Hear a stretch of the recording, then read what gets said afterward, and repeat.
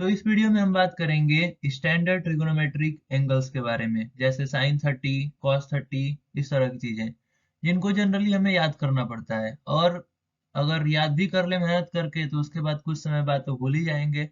और याद भी रहे तो उसके बाद डाउट भी होने लगता है कि क्या ये वैल्यू साइन 30 की वैल्यू हाफ ही होगी कि नहीं होगी, कॉस 30 की वैल्यू यही होगी कि नहीं होगी।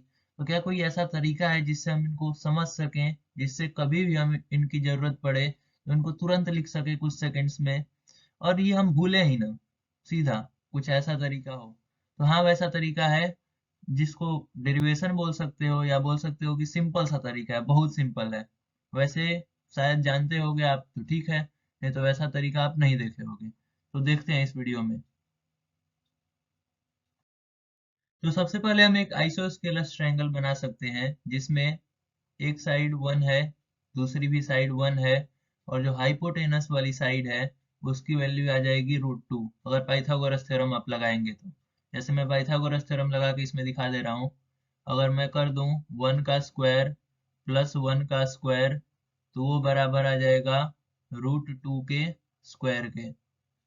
अगर मैं इसको स्क्वायरिंग करके देखूं तो ये 1 का स्क्वायर 1 हो जाएगा, प्लस 1 हो जाएगा, और इसका करूं √2 का स्क्वायर तो ये आ जाएगा 2। 1 प्लस 1 2 ही होता है और ये 2 ही होता है। तो हाँ, पाइथागोरस थ्योरम से मालूम चल गया कि ये 1 है, ये 1 है, तो ये √2 ही आएगा। आप इसको समझ सकते हो आसानी से।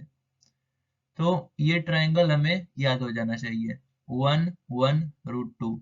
और आप चाहे तो तुरंत निकाल ही सकते हो, क्योंकि आइसोस्केलस ट्रायंगल है। एक साइड को हमने 1 लिया, दूसरी साइड को अपने आप 1 हो जाएगा, तीसरी साइड √2 आ जाएगी पाइथागोरस थ्योरम लगाने पे। तो ये ट्रायंगल आपको समझ में आ गया तो आप 45 डिग्री वाले किसी भी एंगल की वैल्यू लिख सकते हो, क्योंकि ये ट्रायंगल में जो एंगल होता है वो 45 डिग्री का होता है। दोनों एंगल 45 45 के होंगे, क्योंकि ये एक राइट एंगल ट्रायंगल है। तो हम लिखते हैं वैल्यूज। साइन 45 पता है क्या हो जाएगा, यहाँ से इस ट्रायंगल को अगर हम देखेंगे तो, इस ट्रायंगल को अगर हम देखेंगे तो इसमें परपेंडिकुलर 1 है और हाइपोटेनस है √2। और साइन 45 क्या होता है, परपेंडिकुलर बाई हाइपोटेनस। तो अगर हम यहाँ पे लिखेंगे परपेंडिकुलर बाई हाइपोटेनस तो ये आ जाएगा 1 बाई √2। वैसे ही हम cos 45 की वैल्यू यहाँ से लिखेंगे तो cos 45 क्या होता है, बेस बाई हाइपोटेनस। बेस यहाँ पे 1 है और हाइपोटेनस यहाँ पे √2 है। तो इसको अगर हम लिखेंगे इसकी वैल्यू तो ये भी हो जाएगा बेस डिवाइडेड बाई हाइपोटेनस, 1/√2। अब इस ट्रायंगल पे फोकस कीजिएगा हमेशा, राइट एंगल ट्रायंगल पे। आप सारी वैल्यू आसानी से लिख देंगे। अब वीडियो को यहाँ पे पॉज करके खुद से भी ट्राई कर सकते हैं सारी वैल्यूज लिखने के लिए, और उसके बाद वीडियो को प्ले करके वैल्यूज देख सकते हैं, मेरे से मैच करा सकते हैं। तो tan 45 की वैल्यू यहाँ से देखेंगे तो tan 45 क्या होता है, perpendicular divided by base, p/b। तो p/b लिखेंगे तो ये आ जाएगा 1 डिवाइडेड बाई 1। 1 डिवाइडेड बाई 1 क्या हो जाएगा, वो तो 1 ही आएगा। तो tan 45 की वैल्यू आ गई 1। आपको पता होगा कि तीन रेशियोज के, ये जो बचे हुए तीन रेशियोज हैं इनके ही उल्टे होते हैं, या रेसिप्रोकल बोल सकते हो। तो साइन 45 डिग्री का रेसिप्रोकल हो जाएगा कॉसेक 45 डिग्री। यानी कि अगर साइन 45 डिग्री 1/√2 है तो कॉसेक 45 डिग्री की वैल्यू आ जाएगी √2, इसका रेसिप्रोकल √2। वैसे ही सेक 45 की वैल्यू आ जाएगी कॉस 45 का रेसिप्रोकल √2, और cot 45 की वैल्यू आ जाएगी tan 45 का रेसिप्रोकल। तो 1 का रेसिप्रोकल भी 1 ही हो जाएगा, 1 का उल्टा 1। इस तरह आपने देखा कि हमने सारी वैल्यूज लिख दी हैं। आपने वीडियो पॉज किया होगा तो शायद आप भी लिख लिए होंगे। तो इस तरह देखते हैं हम 45 डिग्री को समझ चुके हैं। आगे चलते हैं। आगे अब एक नया ट्रायंगल आ गया। इस ट्रायंगल में कौन कौन से एंगल है, तो 30 डिग्री है। और जब एक एंगल 30 डिग्री है तो दूसरा एंगल अपने आप क्या बन जाएगा, 60 डिग्री, क्योंकि 30 प्लस 60 90 आना चाहिए। और यहाँ पे देखेंगे एक साइड को हमने 1 लिया जैसा पिछले ट्रायंगल में लिया था, यहाँ वाली साइड को हमने 2 लिया, और यहाँ वाली साइड को हमने √3 लिया। आप इसको कैसे याद रख सकते हैं, तो 1 2 और 3, लेकिन 3 का ले लेना है रूट। क्यों लेना है, क्योंकि पाइथागोरस थ्योरम को सेटिस्फाई करना चाहिए, ये एक राइट ट्रायंगल है। तो हम चेक कर लेते हैं पाइथागोरस थ्योरम लगा के। तो हम 1 का स्क्वायर करेंगे प्लस √3 का स्क्वायर करेंगे, 1 का स्क्वायर तो 1 ही होगा, √3 का स्क्वायर आ जाएगा 3 प्लस 1 का स्क्वायर 1, और इसका जब हम रूट करेंगे तो ये आ जाएगा √4, और √4 की वैल्यू क्या आती है 2। तो इस तरह हमें तीसरी साइड मिल जा रही है। तो हाँ, पाइथागोरस थ्योरम लगा के आप भी सोच सकते हो, नहीं तो ऐसे सोचिए 1 2 3 और 3 का ले लेना है रूट, और ये 30 60 वाला ट्रायंगल है। अच्छा, एक चीज आपको कंफ्यूजन हो सकता है कि मानिए कभी आपने ट्रायंगल बनाया ऐसे और यहाँ पे 2 लिख दिया, अब आपको समझ में नहीं आ रहा है, इसको 30 60 लिख ले रहे हैं पहले, 30 60। अब समझ में नहीं आ रहा है कि √3 मैं इधर लिखूं कि यहाँ पे √3 लिखूं, 1 किधर आएगा, ऊपर नीचे अगर गड़बड़ी हुई तो पूरा गड़बड़ हो जाएगा। तो इसका सिंपल सा आंसर है कि जो सबसे बड़ी वाली एंगल होती है, जैसे ये 60 डिग्री है, तो इसके सामने जो साइड होगी वो बड़ी होगी। तो 60 के सामने √3 होगा हमेशा, और 30 वाले के सामने 1 होगा। 1 और √3 में आप मैच करेंगे और कंपेयर करेंगे तो 1 छोटा है, √3 बड़ा है। कंपैरिजन के बाद आपको समझ में आ जाएगा। √3 की वैल्यू आती है 1.73 ऐसे कुछ करके, जो 1 से बड़ी है। तो इस तरह जो 30 के सामने वाला साइड होगा वो हमेशा छोटा वाला साइड होगा, और 60 बड़ा वाला एंगल है तो इसके सामने जो साइड होगी वो बड़ी वाली साइड होगी।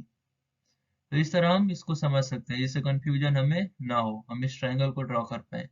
अगर आपने ये ट्रायंगल समझ लिया तो आप सारी वैल्यूज आसानी से लिख सकते हैं। तो लिख के देखते हैं हम।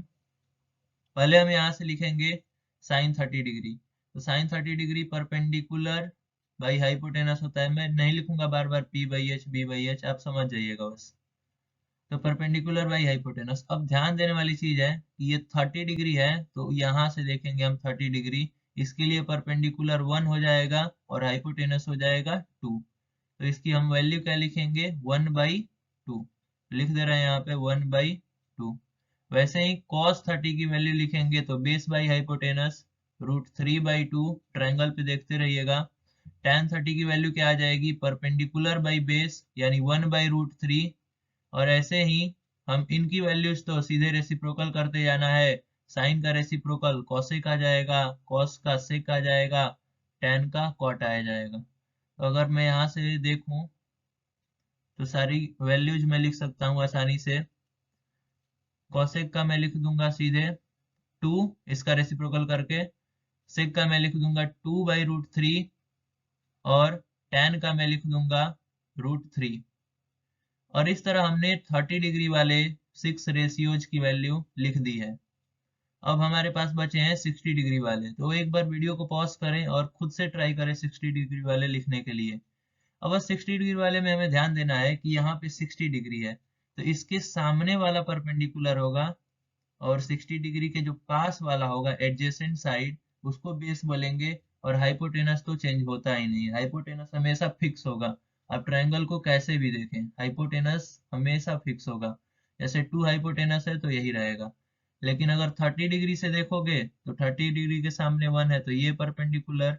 अगर 60 डिग्री से देखोगे तो 60 डिग्री के सामने √3 है तो ये परपेंडिकुलर। तो यहाँ से देखते हैं sin 60 की वैल्यू। sin 60 की वैल्यू क्या आ जाएगी, परपेंडिकुलर बाई हाइपोटेनस, यानी कि यहाँ से ये परपेंडिकुलर ये हाइपोटेनस। तो लिख देते हैं वैल्यू, आप समझ ही रहे होंगे, मैं जल्दी जल्दी अब लिख दे रहा हूँ।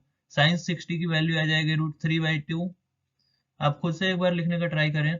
cos 60 की वैल्यू आ जाएगी 1/2, और tan 60 की वैल्यू आ जाएगी, यहाँ से अगर हम लिखेंगे तो tan 60 की वैल्यू आ जाएगी √3/1, जो कि √3 ही हो जाएगा।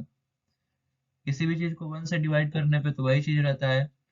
cosec 60, sec 60 और cot 60 की वैल्यू तो अब तक समझ ही गए होंगे कि आप सीधा इसका रेसिप्रोकल करके लिख देंगे, इसका रेसिप्रोकल करके लिख देंगे, इसका रेसिप्रोकल करके लिख देंगे। तो मैं लिख दे रहा हूँ जल्दी से।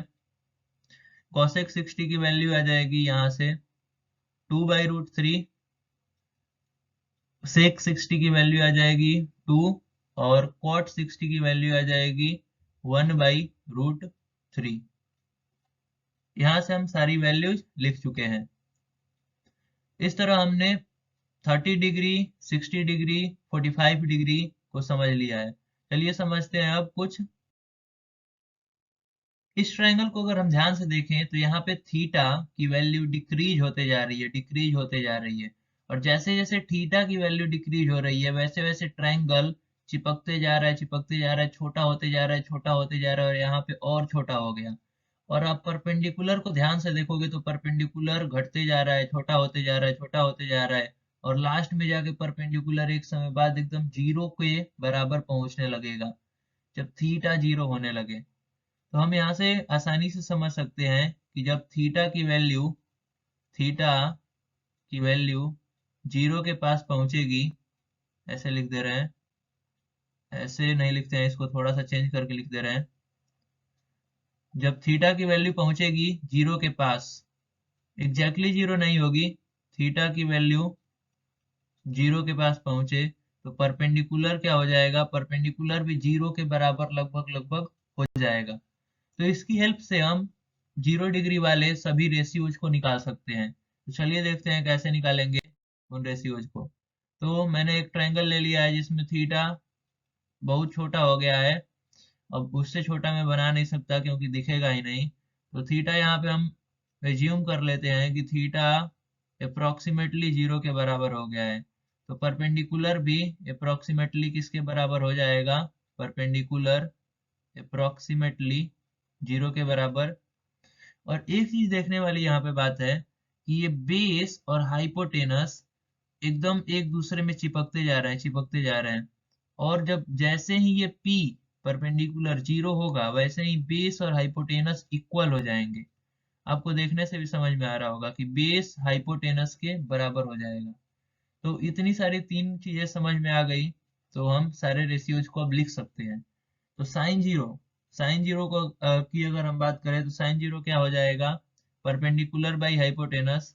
क्योंकि परपेंडिकुलर यहाँ पे जीरो हो चुका है तो zero divided by anything hypotenuse लिख ही दे रहे हैं, ये तो जीरो ही आना है। तो साइन जीरो की वैल्यू आ गई जीरो।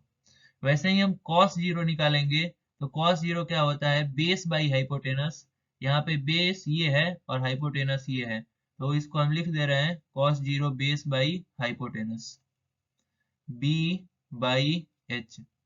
और आप यहाँ पे अभी देखे थे कि बेस हाइपोटेनस के इक्वल हो गया है, एकदम इक्वल हो गया है। जैसे थीटा जीरो पहुंचा बेस और हाइपोटेनस इक्वल हो गए।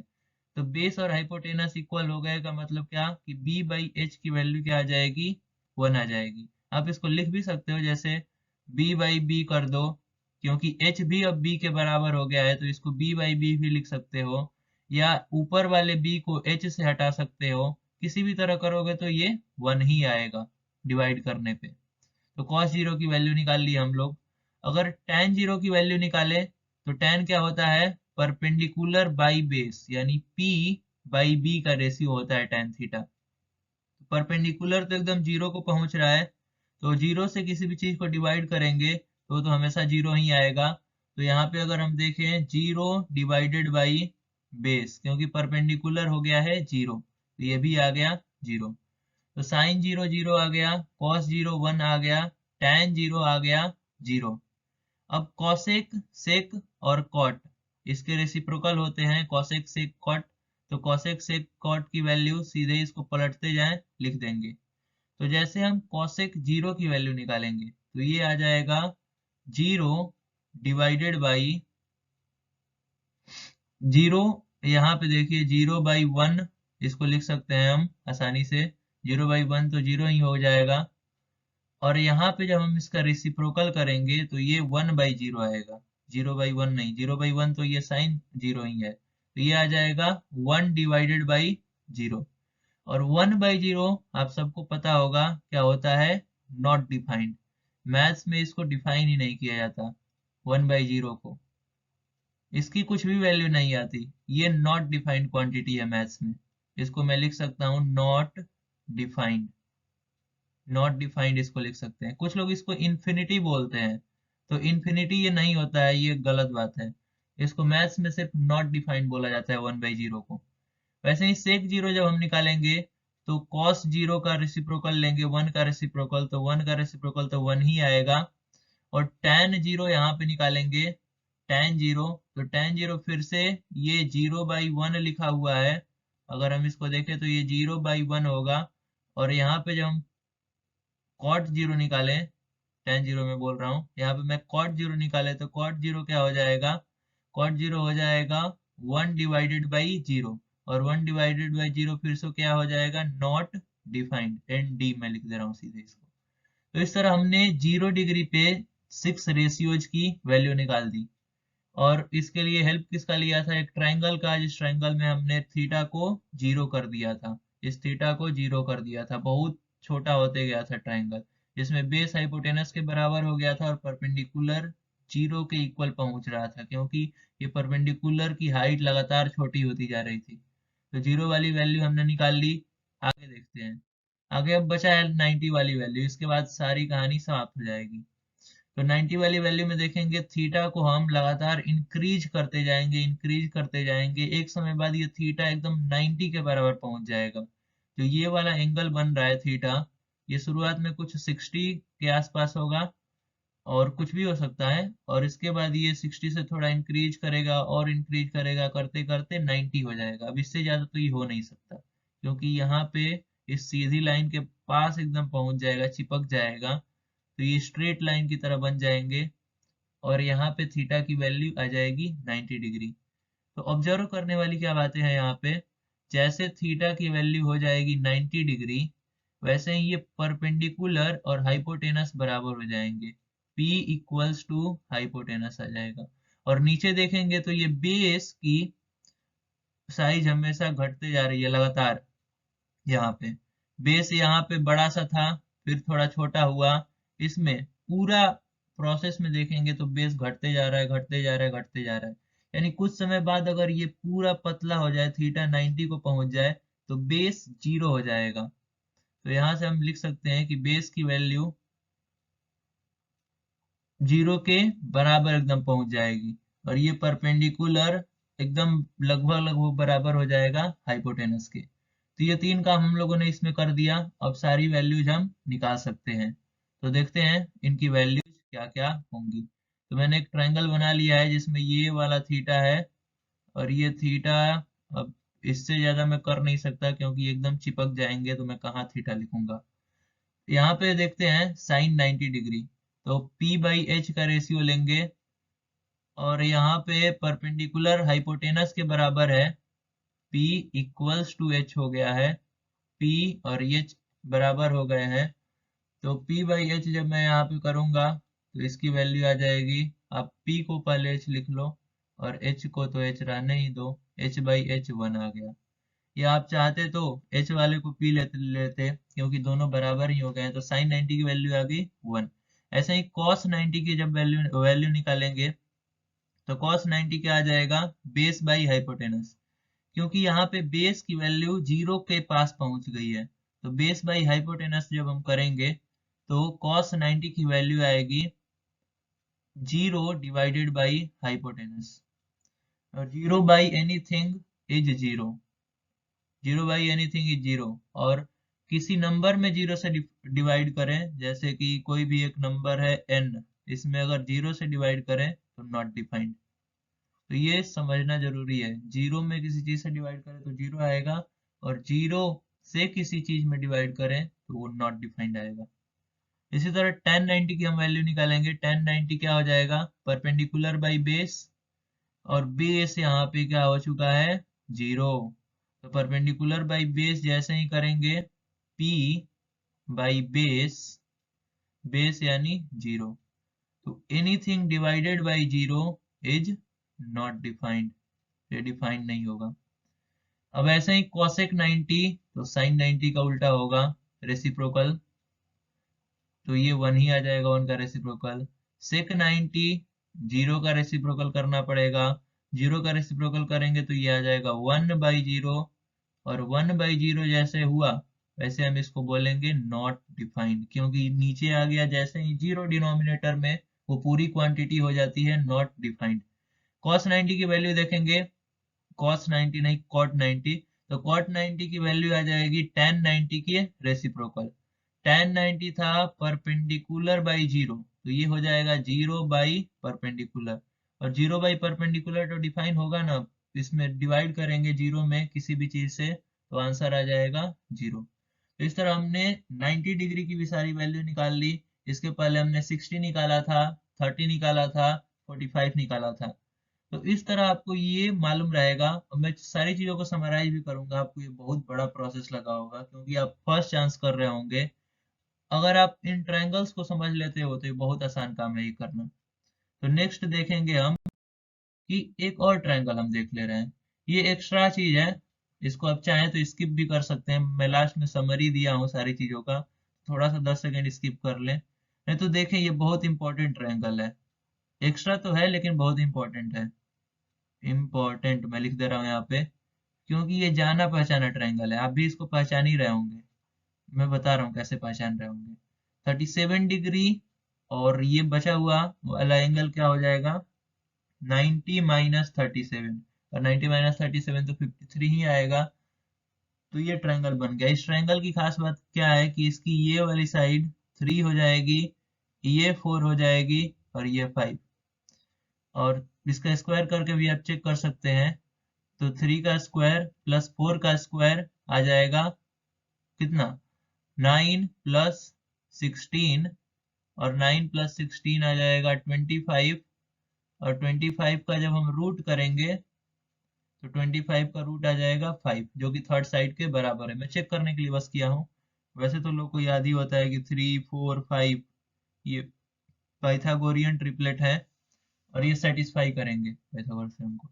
तो यहाँ से अब मैं इसमें बताने नहीं जाऊंगा, एक रेशियो मैं बस लिख दे रहा हूँ कि मैं साइन 37 अगर मुझको लिखना हो, साइन 37, तो परपेंडिकुलर बाई हाइपोटेनस यानी 3/5 होगा।